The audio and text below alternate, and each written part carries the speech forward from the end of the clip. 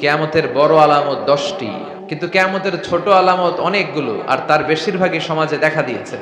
কিয়ামতের আগে পোশাক পরিহিতা উলঙ্গিনী নারীদের প্রচার প্রসার সমাজে বেড়ে যাবে। আছে না নাই? বোরকাও পড়ে, আবার সফটের পাওয়া যায়। কিয়ামতের আগে ভণ্ড নবী দাবিদাররা বের হয়ে যাবে। 30 জন হবে এদের সংখ্যা। সবগুলো হচ্ছে দাজ্জালুন কাযাবুন। The longest sea beach in the world, 155 kilometres long. পৃথিবীতে এত বড় সি বিচ কোথাও নাই। আলহামদুলিল্লাহ পড়েন। কিন্তু বিদেশি টুরিস্ট নাই আমাদের। এখন বিদেশি কক্সবাজারে যা দেখা যায় সব রোহিঙ্গা ইস্যুতে আসছে, আরাকানের ভাইদের ইস্যুতে, ঠিক কিনা? কিন্তু আমাদের দেশের সৌন্দর্য দেখার জন্য বিদেশিরা আসে না। এখানে সিকিউরিটি নাই, অনেক ধরনের ঝামেলা, সব প্রসেসিং অনেক জটিল। এজন্য আমরা আন্তর্জাতিক ভাবে আমাদের এই অ্যাট্রাকশনটাকে আমরা তুলে ধরতে পারি নাই।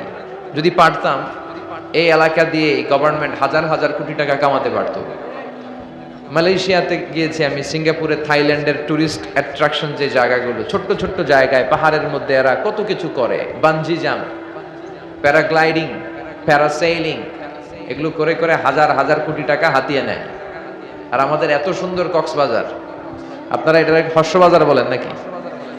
হর্ষবাজার না কষ্টবাজার? কি বাজার? কক্সবাজার। এই কক্সবাজারের সৌন্দর্য যদি আমরা ওইভাবে ইউটিলাইজ করতে পারতাম, এই সবচেয়ে বড় সি বিচ দিয়ে আমরা অনেক কিছু করতে পারতাম। আল্লাহ আমাদের অনেক কিছু দিয়েছে, কিন্তু আমরা এগুলোর কাজে লাগাই নাই। আমরা দুর্নীতি করেছি ইচ্ছা মতো। যেখানে যে নিয়মটা থাকা দরকার ওইটা আমরা রাখি নাই। আমরা নিজের পেটের চিন্তা করেছি সবাই, দেশের চিন্তা কেউ করে নাই। আবার দেশের বড় বড় দলগুলো একে অপরের গালি দেয়। একজন আরেকজনের বলে তুই ভারতপন্থী, ওরা বলে তুই পাকিস্তানপন্থী। তো বাংলাদেশপন্থী কে? কথা বলেন। এ যদি হয় ভারতপন্থী, এ যদি হয় পাকিস্তানপন্থী, তো বাংলাদেশপন্থী কে? আসলে আমাদের বাংলাদেশপন্থী হওয়া দরকার, ঠিক কিনা? দেশটাকে ভালোবাসা দরকার। দেশটা মা, এ মায়ের প্রতি আমরা সুবিচার করতে পারি নাই। স্বাধীনতার এত বছর পরেও আমরা স্বাধীনতা খুঁজে বেড়াই।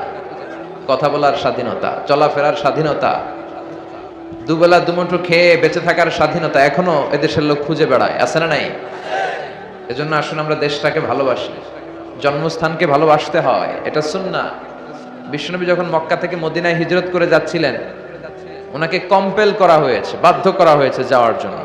উনি যেতে চান নাই। উনি যখন মদিনায় যায় বারবার মক্কার দিকে ফিরে তাকায় আর চোখের পানি ছাড়ে, আর বলে মাক্কাতু আহাব্বুল বিলাদ ইলাইয়া, মক্কা আমার কাছে সবচাইতে প্রিয় শহর। লাউলা উখরিজতু লামা খরাজতু মিনহা, আমারে যদি মক্কা থেকে জোর করে বের করে না দেয়া হতো, আমি কোনোদিন মক্কা থেকে বের হতাম না। এজন্য বাংলাদেশ আমাদের কাছে প্রিয় না? কথা বলেন। বাংলাদেশকে ভালো লাগে? We are proud of as a Bangladeshi. আমরা বাংলাদেশি হিসেবে গর্ব করি, আমরা বাংলাদেশি হিসেবে আল্লাহর কাছে শুকরিয়া করি, ঠিক কিনা? এজন্য দেশকে ভালোবাসতে হয়। আসুন আমরা দেশের কল্যাণে কাজ করি। আল্লাহ তুমি তৌফিক দাও। আমি স্পিচলেস হয়ে পড়েছি, বাকরুদ্ধ। কিভাবে একজন মানুষ আরেকজন মানুষকে এভাবে মারতে পারে? সে লাইভ শুটিং করেছে, মাথার মধ্যে ক্যামেরা বেঁধে লাইভ দেখাচ্ছিল আর শুট করছিল। 50 জনেরও বেশি মুসলিম ভাই বোনকে আমরা হারিয়েছি। এখন দেখার পালা গোটা বিশ্ব এই অ্যাটাককে কিভাবে দেখে। কোন মুসলমান যদি এরকম ঘটনা ঘটায়, সাথে সাথে ইন্টারন্যাশনাল মিডিয়াগুলো কাভারেজ দিবে, টেররিস্ট অ্যাটাক বাই এ মুসলিম, ঠিক কিনা? আর অমুসলিম কেউ ঘটালেই মানসিক রোগী। কি রোগী? হাসপাতালে পাঠান, উনি অসুস্থ। তো গোটা বিশ্বব্যাপী তীব্র নিন্দার ঝড় বয়ে যাচ্ছে। আমরা তাজা 50টা প্রাণ হারিয়েছি যারা আল্লাহওয়ালা।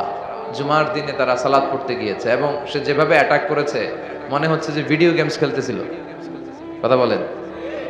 ফায়ার করতেছে, এদিকে মারতেছে। ভিডিও গেমসে বাচ্চারা মাঝে মাঝে দেখি এরকম ফায়ার করে আর মারে, ভিডিও গেমসের মতো পাখির মতো গুলি করে করে মেরেছে। এবং মৃত ব্যক্তিদেরকে আরো নিশ্চিত হওয়ার জন্য সে ফায়ার করছিল, একটার পর একটা ফায়ার। এজন্য সন্ত্রাসবাদ, এটাকে ইসলাম পছন্দ করে না। জোরে বলেন ঠিক কিনা? সন্ত্রাসীদের কোনো ধর্ম নাই, সন্ত্রাস এটাই সন্ত্রাসীদের ধর্ম। এজন্য ইসলাম কখনো সন্ত্রাসবাদকে পছন্দ করে না। গোটা বিশ্বব্যাপী যত বড় বড় সন্ত্রাসী কার্যক্রম ঘটেছে এগুলো একটার সাথে মুসলমানদের সম্পর্ক নাই, চিল্লায় বলেন ঠিক কিনা? ইসলাম জেহাদকে প্রমোট করে আর নিষেধ করে জঙ্গিবাদকে, সন্ত্রাসবাদকে। যারা মানবতার পক্ষে, যারা কল্যাণের পক্ষে এরা মুজাহিদ, আর যারা মানবতার বিপক্ষে তারা হচ্ছে জঙ্গি। যারা মানুষ মারে এরা জঙ্গি, এরা টেরর, এরা সন্ত্রাস। এই সন্ত্রাসের সাথে ইসলামের কোনো সম্পর্ক।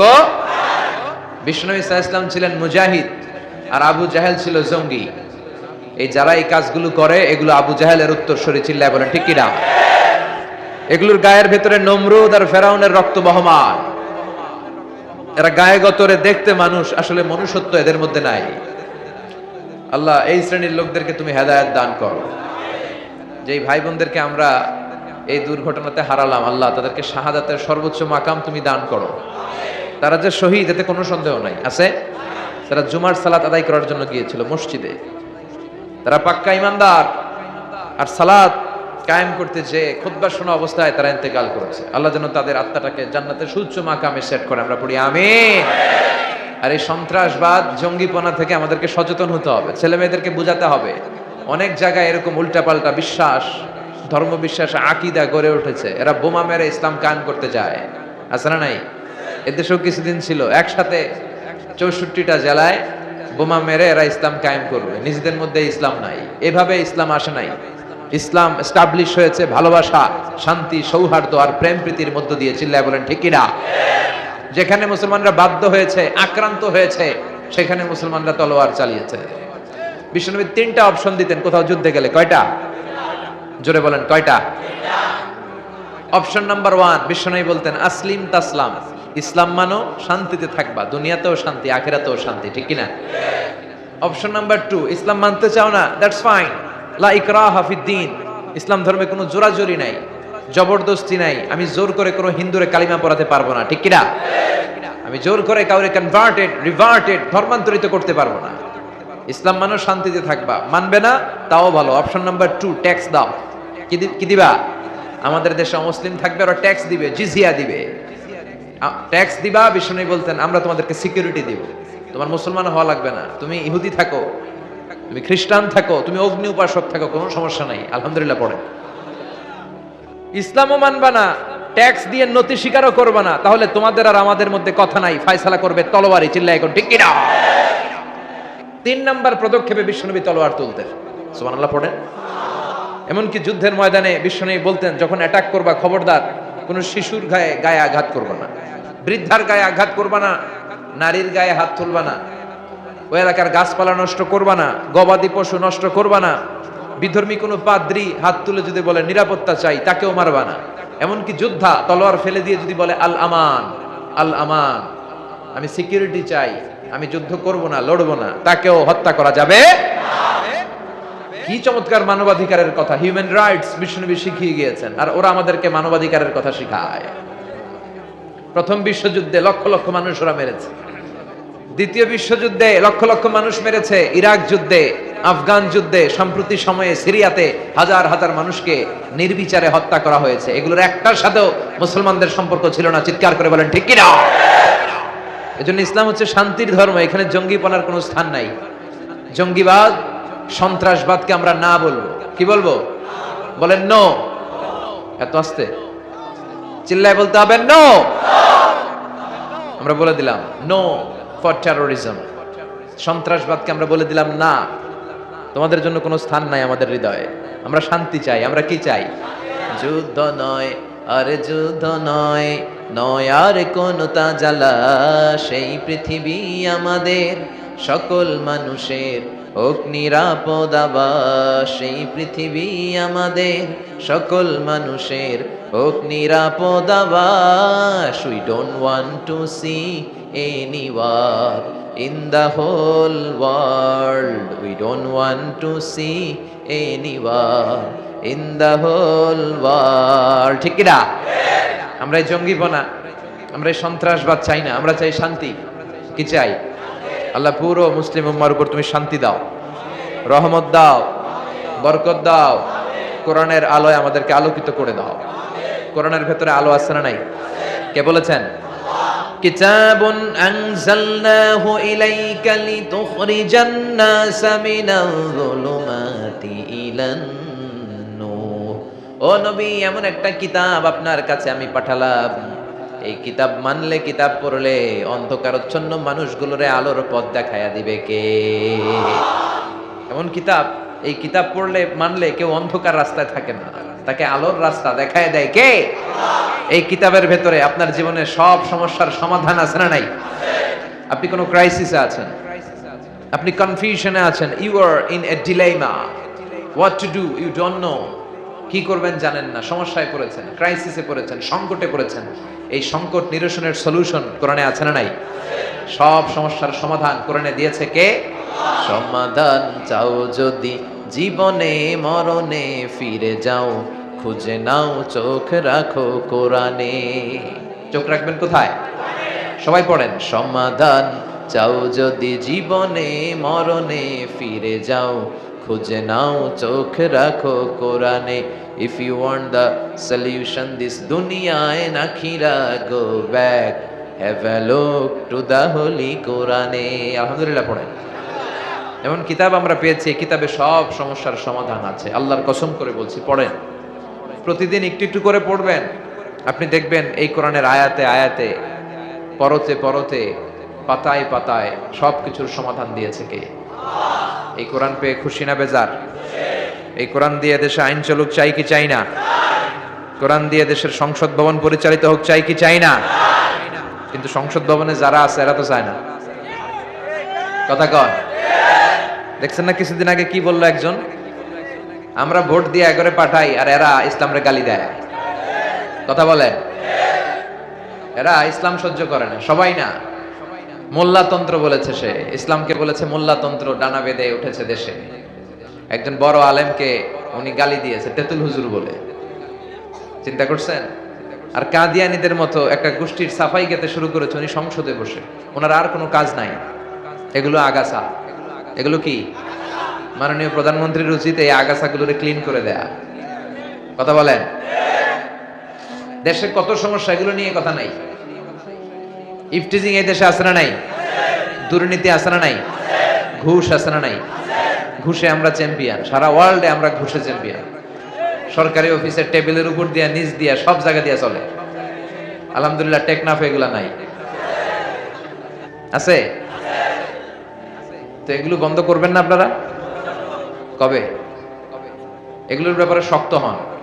যারা ঘুষের ব্যাপারে জিরো টলারেন্সে থাকে, এলাকার মধ্যে যারা আল্লাহওয়ালা, এদেরকে আপনারা নেতা বানাবেন, দেখবেন ঘুষ টুস বন্ধ হয়ে যাবে। চিল্লায় কোন ঠিক কিনা? এই আগাছা মুক্ত বাংলাদেশ আমরা চাই। যারা সংসদে বসে কোরআন থেকে কথা বলবে, দরকার আছে না নাই? কোরআন থেকে পড়লেই শান্তি, মানলেই শান্তি। আমরা যেন সবসময় কোরআনের পক্ষে থাকতে পারি, আল্লাহ তৌফিক দাও। আমরা কখনো যেন কোরআনের বিপক্ষে না যাই, আল্লাহ তৌফিক দাও। যারা কোরআনের পক্ষে, আমরাও তাদের পক্ষে, ঠিক কিনা? আর যারা কোরআনের বিপক্ষে, তাদের জন্য আমাদের কোনো দরদ নাই, ভালোবাসাও নাই। এজন্য সংসদ ভবনটা কোরআন দিয়ে চলুক, চাই কি চাই না? সেনাবাহিনীর ক্যান্টনমেন্ট গুলোতেও কোরআনের চর্চা হোক, চাই কি চাই না? হাইকোর্ট, সুপ্রিম কোর্টেও কোরআনের আইন মোতাবেক বিধান জারি করা হোক, চাই কি চাই না? আমরা চাই এই কোরআনের বাণী সব জায়গায় পৌঁছে যাক। আমরা চাই কালেমার পতাকা সব জায়গায় পথ করে উড়ুক, ঠিক কিনা? কোন একদিন এ দেশের আকাশে কালিমার পতাকা উড়বে, সেদিন সবাই খোদাই বিধান পে দুঃখ বেদনা ভুলবে, ঠিক কিনা? কালেমার পতাকা যদি উড়ে, কোরআন দিয়ে যদি দেশ চলে, ওই দেশে অশান্তি থাকবে। বিশ্বনবী মদিনাতে যে ইসলামিক স্টেট এস্টাবলিশ করেছিলেন, ওই সমাজে মারামারি ছিল, ঘুষ ছিল। সাইয়েদনা জিবরাইল আলাইহিস সালাম বিশ্বনবীকে জিজ্ঞেস করলো, ইয়া রাসূলুল্লাহ মাতা সাআ, নবী কিয়ামত কবে হবে? বিশ্বনবী বললেন, মাল মাসউলু আনহা বিআ'লামা মিনাস সাইল। ও জিবরাইল, তুমি যেমনি জানো না, আমিও তেমনি জানি না। তোমার যা দশা আমারও তাই দশা। মাল মাসউলু আনহা বিআ'লামা মিনাস সাইল, যাকে জিজ্ঞেস করা হয়েছে সে প্রশ্নকারীর চেয়ে ভালো জানে না। তুমি যে অবস্থা, আমারও এই অবস্থা। তার মানে বিশ্বনবীও জানতেন না। এক সাহাবী বললেন, ইয়া রাসূলুল্লাহ মাতা সাআ, কিয়ামত কবে হবে? বিষ্ণু বললেন, মাযা আ'দাদতা লিসা, কিয়ামত কবে হবে জানার জন্য পাগল হইছো? তুমি কিয়ামতের জন্য কি প্রস্তুত করেছো? সাহাবী বলে, মা আ'দাদতু লাহা শাইআন, কিচ্ছু প্রস্তুত করি নাই, ইল্লা আন্নী উহিব্বুল্লাহ ওয়া রাসূলুহু, শুধু একটা জিনিস করেছি। কি? সে বলতে লাগলো, একটা জিনিস আমি শুধু প্রস্তুত করেছি, সেটা হচ্ছে আমি আল্লাহরে আর আল্লাহর রাসূলরে খুব ভালোবাসি, এটা ছাড়া আমার আর কিছু নাই। বিষ্ণু বললেন, আনতা মা আমান আহবাবতা ফা ইন্নাকা মা আমান আহবাবতা, ও সাহাবী, তুমি যাদেরকে ভালোবাসো জান্নাতে তাদের সাথেই তুমি থাকবে। তাহলে এই পুরো আলোচনা থেকে বুঝলাম কিয়ামত হবেই, কেউ ঠেকা রাখতে পারবে? তবে কবে হবে কেউ জানে না, একজন ছাড়া, তিনি কে? এমনকি বিশ্বনবী নিজেও জানে না, ঠিক কিনা? আল্লাহ ছাড়া কেউ জানে না। অনেকে বলে এত সালে কিয়ামত, এত সালে কিয়ামত, এই জাতীয় কথাবার্তা সমাজে বর্তমানে আছে না নাই? এটা ঠিক না, এদের কথায় কান দিবেন না। আমরা জানি না কবে হবে, কিচ্ছু জানি না। জানে কে? তবে কিছু আলামত, কিছু সাইন, আশরাতুস সাআ, কিছু আলামত বিশ্বনবী আমাদেরকে শুনিয়ে গিয়েছেন যে এই এই পরিস্থিতি যখন সমাজে হবে তখন মনে করবে কিয়ামত হতে খুব বেশি দেরি নেই, সময় খুব কাছে। সুবহানাল্লাহ পড়ে। এই আলামতগুলো দুই ভাগে বিভক্ত, একটা হচ্ছে কিয়ামতের ছোট আলামত, আরেকটা হচ্ছে কিয়ামতের বড় আলামত। কিয়ামতের বড় আলামত 10টি। টেকনাফের ভাইয়েরা বলেন, বড় আলামত কয়টি? আল্লাহর মেহেরবানিতে কিয়ামতের এই বড় বড় 10টা আলামতের একটাও আমাদের সমাজে এখনো দেখা যায় নাই। কিন্তু কিয়ামতের ছোট আলামত অনেকগুলো, আর তার বেশিরভাগই সমাজে দেখা দিয়েছে। তার মানে বড় আলামত শুরু হওয়ার খুব দেরি নাই। কথা কয়? কিন্তু কবে শুরু হবে এক্স্যাক্টলি দিনক্ষণ তারিখ দিয়ে বলা সম্ভব? এটা জানে শুধু একজন, চিৎকার করে বলতে হবে, তিনি কে? বিশ্বনবী বলেছেন কিয়ামতের ছোট আলামতের সর্বপ্রথম আলামত হচ্ছে বিআসাতু রাসূলিল্লাহ, আল্লাহর রাসূল সাল্লাল্লাহু আলাইহি ওয়াসাল্লামের দুনিয়াতে আগমনটাই কিয়ামতের প্রথম আলামত। সুবহানাল্লাহ নাই? কথা বুঝতে কষ্ট হচ্ছে? বিশ্বনবীর আগমনটাই হচ্ছে কিয়ামতের প্রথম আলামত। বিশ্বনবী চলে আসছে, তার মানে আর নবী আসবে না, এবার কিয়ামতের দিকে আগাইতে হবে। চিল্লায় এখন, ঠিক কিনা? বিশ্বনবী বলতেন, বুইসতু আনা ওয়া সাআতুকা হাতাইন, আমি এবং কিয়ামত এইভাবে পিঠাপিঠি হয়ে নাজিল হয়েছি।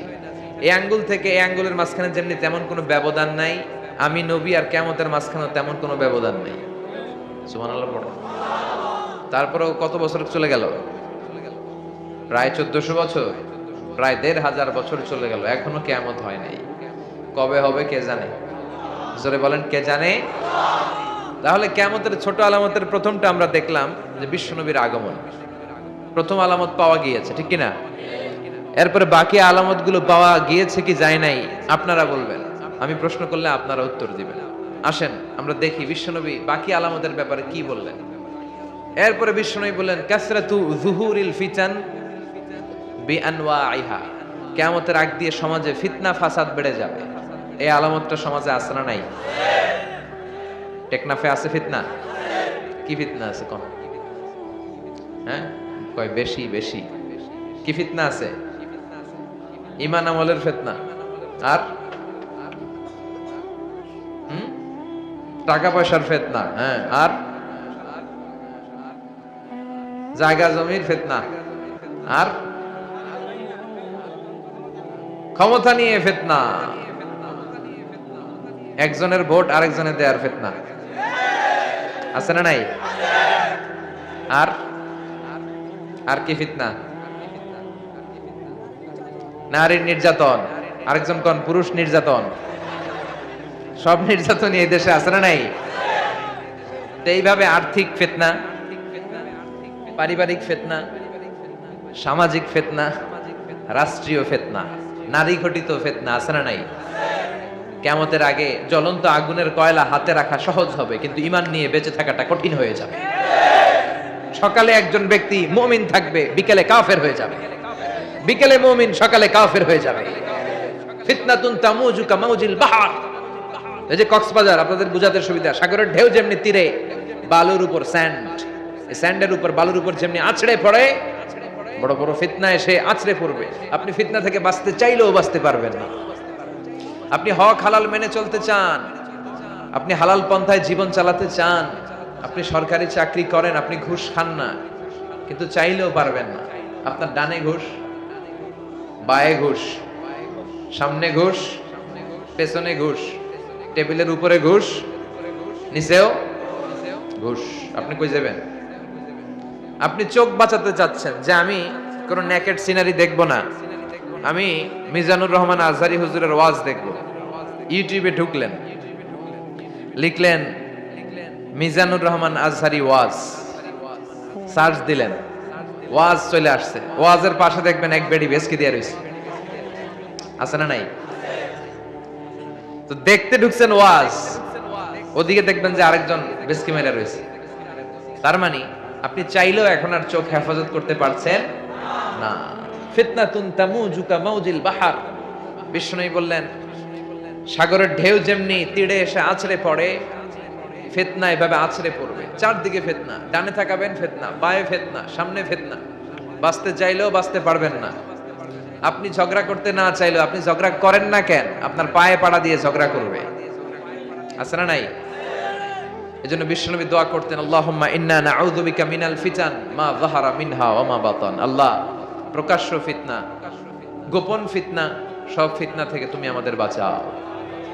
আর জোরে পড়ে না আমি। আসেন দোয়াটা সবাই একসাথে পড়ি, আমার সাথে সাথে আওয়াজ করে পড়বেন। আল্লাহুম্মা ইন্না নাউযু বিকা মিনাল ফিতান মা যাহারা মিনহা ওয়া মা বাতান। আল্লাহুম্মা ইন্না নাউযু বিকা মিনাল ফিতান মা যাহারা মিনহা ওয়া মা বাতান। এর মানে আল্লাহ দেখা যায় দেখা যায় না এরকম সব ফিতনা থেকে তুমি আমাদেরকে বাঁচাও। এই যে বিষ্ণুই বললেন কিয়ামতের আগে ফিতনা সমাজে বেড়ে যাবে, এই আলামতটা আমাদের সমাজে আছে না নাই? তাহলে দুইটা পাইলাম, বিশ্বনবীর আগমন এটাও পাইলাম, ফিতনা বেড়ে যাবে এটাও পেলাম। এরপর বিষ্ণু ঈসা ইসলাম বলেছেন খুরুজ মুদ্দাঈন নবুওয়া, কিয়ামতের আগে ভণ্ড নবী দাবিদাররা বের হয়ে যাবে। ভণ্ড নবী দাবিদার আছে না নাই? বিষ্ণু বুখারীর বর্ণনায় বললেন 30 জন হবে এদের সংখ্যা, সবগুলো হচ্ছে দাজ্জালুন কাযযাবুন, মিথ্যাবাদী দাজ্জাল। এগুলো একটাও নবী নয়, চিল্লায় এখন ঠিক কিনা? মা কানা মুহাম্মাদুন আবা আহাদিম মির রিজালিকুম ওয়ালাকিন রাসূলুল্লাহি ওয়া খাতামান নাবিয়্যিন। মুহাম্মদ তোমাদের কোনো পুরুষের পিতা নয়, তিনি হলেন আল্লাহর রাসূল, তিনি হলেন খাতামান নাবিয়্যিন, সর্বশেষ নবী।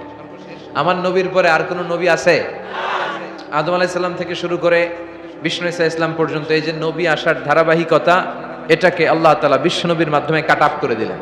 আমার পরে কোনো নবীও নাই, কোনো রাসূলও নাই, তবে লাউ কানা বা'দি নাবিয়্যুন লাকানা উমর, আমার পরে যদি কেউ নবী হওয়ার যোগ্যতা রাখে, আমার ওমরের ওই যোগ্যতা আছে। সুবহানাল্লাহ পড়বেন না? ওমরে ফারুক এমন একজন ব্যক্তিত্ব ছিলেন, উনি যদি কোনো রাস্তা দিয়ে হাঁটতো, শয়তান ওমরে ফারুককে দেখলে শয়তান ওই রাস্তা রেখে দিয়ে আরেক রাস্তা দিয়ে হাঁটতো। ওমরে ফারুক যেই রাস্তা দিয়ে হাঁটে, ওই রাস্তা দিয়ে শয়তান হাঁটে না। এজন্য ওমরের মতো একটা নেতার দরকার আছে না নাই? প্রভু তুমি বলেছো রাসূল দেবে না, বলনি দেবে না, ওমর বলনি দেবে না, হামজা তারিক খালিদ বিজয়ী সমর। প্রভু তুমি বলেছো রাসূল দেবে না, বলনি দেবে না, ওমর বলনি দেবে না, হামজা তারিক খালিদ বিজয়ী সমর। প্রভু তুমি বলেছো রাসূল দেবে না, ঠিক কি না? ওমরে ফারুক নবী হয়ে যেত, কিন্তু যেহেতু নবী হওয়ার যোগ্যতা কারো নাই, সুযোগ নাই, এজন্য বিশ্ব নবীর পরে কেউ নবুয়তির দাবি করতে পারবে না। কিন্তু বিশ্ব নবীর জীবদ্দশায় মুসাইলামাতুল কাযযাব নামে এক ভণ্ড নবী দাবিদারের আবির্ভাব ঘটেছিল। সে এসে বলল, হে মুহাম্মদ, আন-নবুওয়াতু নিসফুন লাকা ওয়া নিসফুন লি। মুহাম্মদ, নবুয়ত পুরোটা তোমার না, অর্ধেক তোমার অর্ধেক আমার, আমারটা আমারে দাও। বিশ্বনবী বললেন, তুই মিথ্যাবাদী, তুই কি কাযযাব। সে বিশ্বনবীর মতো অ্যাক্টিং করত, বিশ্বনবী যা যা করতেন সেও তা তা করার চেষ্টা করত।